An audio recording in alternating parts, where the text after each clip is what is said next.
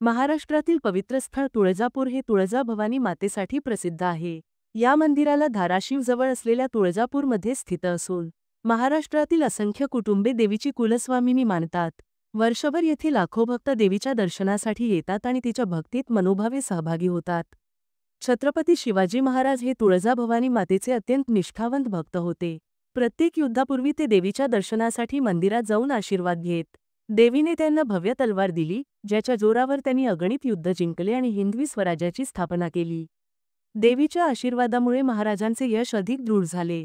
तुळजाभवानी देवीविषयी अशी एक आख्यायिका आहे की कृतयुगात अनुभवती, त्रेतायुगात श्रीराम, द्वापरयुगात युधिष्ठिर आणि कलियुगात छत्रपती शिवरायांना देवीच्या आशीर्वादाने मार्गदर्शन मिळाले। कर्दम ऋषींच्या पत्नी अनुभूती ही तपस्विनी होती। नदीच्या काठी तपश्चर्या करत असताना तिथे कुकुर नावाचा राक्षस आला आणि त्याने तिच्याकडे वाईट नजरेने पाहिले। देवीने आदिमाया रूपात प्रकट होऊन राक्षसाचा वध केला। त्यानंतर तपस्विनी अनुभूतीने देवीला पर्वतावर वास्तव्य करण्याची विनंती केली। देवीने ती मान्य केली आणि यमुनाचल, बालाघाट पर्वतावर स्थायिक झाली, जिथे मंदिर बांधले गेले। मंदिराचे वास्तुशिल्प हेमाडपंथी शैलीत असून त्यात कोरीव काम उत्कृष्ट आहे। मंदिरामध्ये गर्भगृह, सभा मंडप, होमकुंड, कल्लूतीर्थ, गोमुख इत्यादी अवशेष पाहायला मिळतात। मंदिरातील मूर्ती स्वयंभू असून उंची सुमारे 3 फूट आहे। देवीच्या पाठीवर भाला असून उजव्या आणि डाव्या बाजूस सूर्य आणि चंद्र आहेत। उजव्या पायाखाली महिषासूर राक्षस, डाव्या पायाखाली जमिनीवर, उजव्या बाजूला सिंह व मार्कंडेय ऋषी, डाव्या बाजूला कर्दम ऋषींची पत्नी अनुभूती दिसते। मूर्ती कुठेही ठेवता येते आणि कोणत्याही दिशेला वळवता येते, त्यामुळे तिला चाल मूर्ती असेही म्हणतात। वर्षात 3 विशेष दिवस असतात, जेव्हा मूर्ती मंदिराबाहेर नेली जाते आणि भक्तांच्या प्रदक्षिणेसाठी फिरवली जाते। या दिवसामध्ये दसऱ्याचा दिवस अत्यंत महत्त्वाचा मानला जातो। दसऱ्याच्या दिवशी मूर्ती नगरात नेली जाते। नवविवाहितांची पाळणी पार पडते आणि नवीन पाळणी घेतलेल्या महिला 5 दिवस मंदिराजवळ उपासना करतात। ही परंपरा 500 वर्षांपासून चालत आहे। नैवेद्याची परंपरा। पूजा संपल्यानंतर तुळजाभवानी आईला नैवेद्य दाखवले जाते। महंतांच्या देखरेखीखाली भक्तांचे प्रतिनिधी भाजी, भाकरी, दूध, खीर, पुरणपोळी, गोड भात, पापड, कोशिंबीर, चटणी आणि पंचपानांचा नैवेद्य देवीला दाखवतात।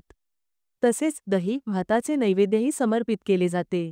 मांसाहारी नैवेद्याची कथा। महिषासूर नावाचा राक्षस देवीला त्रास देत होता। ब्रह्मा, विष्णू आणि महेश यांच्या मदतीने देवीने महिषासुराचा वध केला।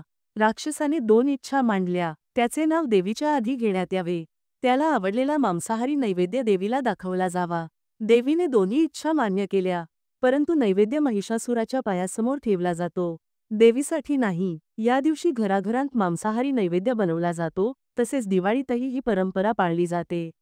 अष्टभैरवांची भूमिका। नवरात्रीनंतर देवी भैरवनाथाला रम्यस्थान पाहण्यासाठी पाठवते, परंतु भैरवनाथाला काही वेळा विसर पडतो। त्यावेळी देवी त्याच्यावर रागावते आणि भैरवनाथा देवीकडे क्षमा मागतो। त्यानंतर देवी तिथे स्थिरपणे विराजमान होते आणि तिच्या रक्षणासाठी अष्टभैरव जवळ राहतात। यामुळे दिवाळीच्या दिवशी नैवेद्याची परंपरा देखील सुरू होते।